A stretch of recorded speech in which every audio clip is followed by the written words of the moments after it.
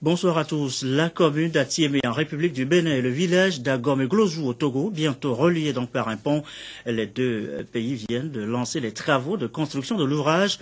Il faut compter 18 mois en termes de durée. L'ardoise financée à part égale par les deux pays s'élève, elle, à 8 milliards de francs CFA. La cérémonie ce matin, Joël Azedabou. C'est pour bientôt, très bientôt, la fin des tracasseries de tout genre, ainsi que les difficultés qu'éprouvent quotidiennement les populations du Bas-Mono et celles de la commune d'Atiémé au Bénin lors de la traversée du fleuve Mono en vue de vaquer librement à leurs activités agricoles, commerciales et économiques. Un pont, cofinancé par l'État togolais et béninois, sera bientôt construit sur le fleuve Mono pour favoriser la libre circulation des personnes et des biens.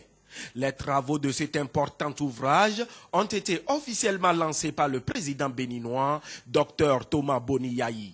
À ses côtés, le chef du gouvernement, Kwesi Seleagodia Oumezounou, représentant le chef de l'État, Fort Esofzina Nyazingbe. Le lancement ce jour des travaux de construction de cette infrastructure ouvre la voie à des projets de voies de raccordement ainsi qu'à la réhabilitation et au renforcement du réseau routier national. C'est un pont qui est d'une longueur totale avec les voies d'accès qui fait une longueur de 300 mètres. Mais le pont, la longueur même du pont fait 142 mètres 700. Et ce pont s'inscrit dans le cadre des actions prioritaires en matière d'infrastructure que les deux pays ont élaborées dans le cadre de la facilitation du transport au sein des pays de la CEDEAO. Donc avec ce pont et le Togo, vous savez, nous avons un projet de réhabilitation de la voie de la zone du projet. Et il s'agit de la voie Amenyana, Afanya, Agomé-Glozou, dont les travaux sont imminents, probablement d'ici le début de l'année 2015. Donc c'est un pont qui viendra s'intégrer au projet et qui va donc faciliter et qui sera même une alternative à la voie la côtière Lomé, Sanvi-Kondji-Cotonou. En lançant officiellement les travaux de cet important ouvrage, le chef de l'État béninois Dr Boni-Yayi s'est réjoui de l'excellence des relations d'amitié et de coopération entre le Togo et le Bénin. Il a surtout félicité son homologue togolais Fort Nyazingbe pour son ouverture et sa politique des grands travaux et d'intégration économique à impact régional. Je voudrais vraiment d'abord saluer mon cher frère, mon cher collègue, Fort Nyazingbe, le président de la République sœur du Togo. Je pense, entre lui et moi, eh bien, c'est l'amour profond que nous voulons transmettre à nos deux pays, nos deux populations et nos peuples. Entre mon frère et moi, nous sommes en train d'échanger. Nous irons au-delà de cela, de ce que nous avons fait dans le passé. Vous le savez bien, le secteur de l'énergie, des transports, etc. Sans compter ce que nous avons mutualisé au sein des institutions à laquelle nous appartenons ensemble. Alors, nous allons continuer de mutualiser nos efforts, nos ressources, dans tous les domaines, parce qu'ensemble, nous serons plus forts. Le Premier ministre de la République sœur du Togo vient d'en parler. Et ce pont, c'est-à-dire en tant qu'infrastructure, doit relier nos peuples, nos gouvernements, nos pays, nos institutions, nos citoyens, nos populations, etc. Aujourd'hui, nous sommes venus pour parler de ce pont de franchissement sur le fleuve Mono entre Atiémé et Agomé-Glozou. Je pense que ça doit être une réalité au cours de ces prochains mois. C'est un dossier que nous allons piloter depuis les deux présidences, la présidence de la République du Togo et la présidence de la République du Bénin. Parce que vous avez tant souffert, il est temps de vous libérer de cela. La République, les deux républiques pensent à vous, et il en sera ainsi. Peu avant le dévoilement de la plaque commémorative, le chef du gouvernement, Séléa Godia Oumezounou, a rendu un vibrant hommage à leurs excellences Faure Gnassingbé et Boni Yayi, ainsi qu'aux populations du Bénin et du Togo pour les relations de bon voisinage qu'ils entretiennent pour le grand bonheur et le développement de la sous-région ouest-africaine. Il a surtout loué les politiques pragmatiques de paix, de développement et de réconciliation si chères aux deux présidents.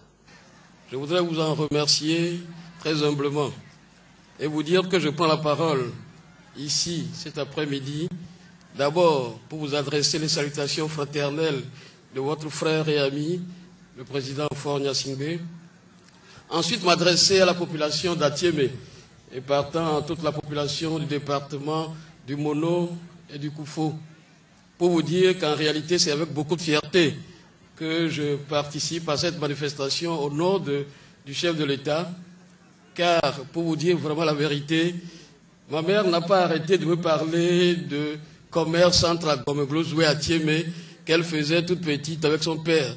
J'en ai tellement entendu parler que je n'imaginais pas qu'un jour, il y aurait un pont sur ce fleuve pour relier ces deux populations qui sont des populations sœurs.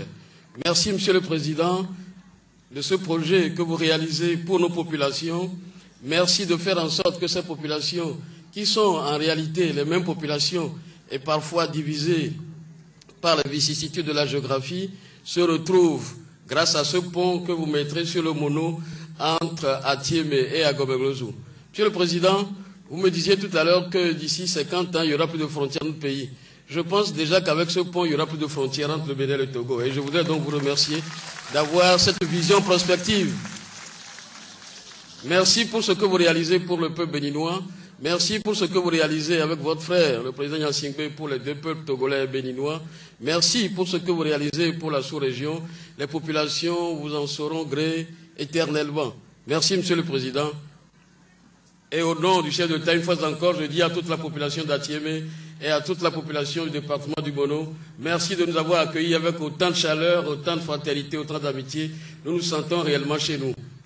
Les travaux du pont de franchissement du fleuve Mono seront exécutés par le groupement d'entreprises Sogea Satombene, Sogea Maro et sont placés sous la supervision et le contrôle du bureau d'études d'ECO-IC du Togo.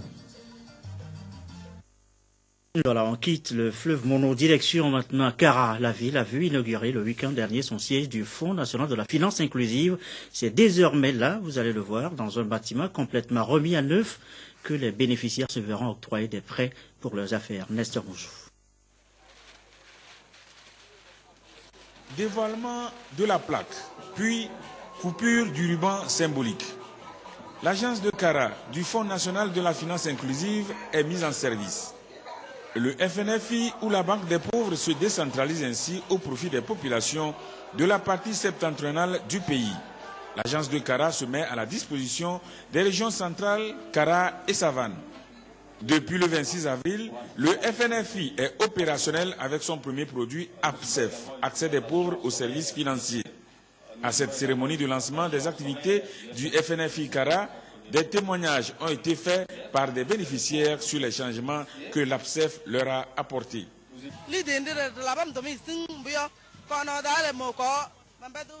Le prêt que j'ai eu m'a beaucoup aidé. Moi, je fais le fromage du soja. Avant, j'achetais la matière première en bol, mais avec le prêt, je ne prends plus par bol, mais en sac entier. Maintenant, je continue mon activité en toute confiance. Avec l'arrivée du FNFI, les femmes de la Kousa se sont réveillées.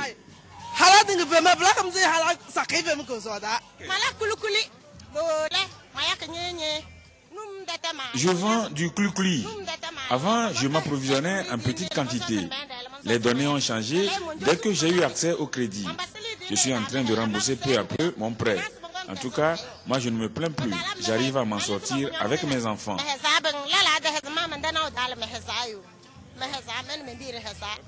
Le plan d'action de l'agence FNFI Kara s'articule autour de 4 points. suivre la mise en œuvre et le respect du protocole du produit APSEF par les prestataires des services financiers, évaluer le ciblage de la population touchée par ce produit, assurer que l'APSEF est implémenté et mis en place dans tous les villages des régions couvertes et assurer une communication cohérente et professionnelle des programmes. Par rapport à l'évolution de l'APSEF, 4 mois après son opérationnalisation, la ministre du Développement à la base se dit satisfaite.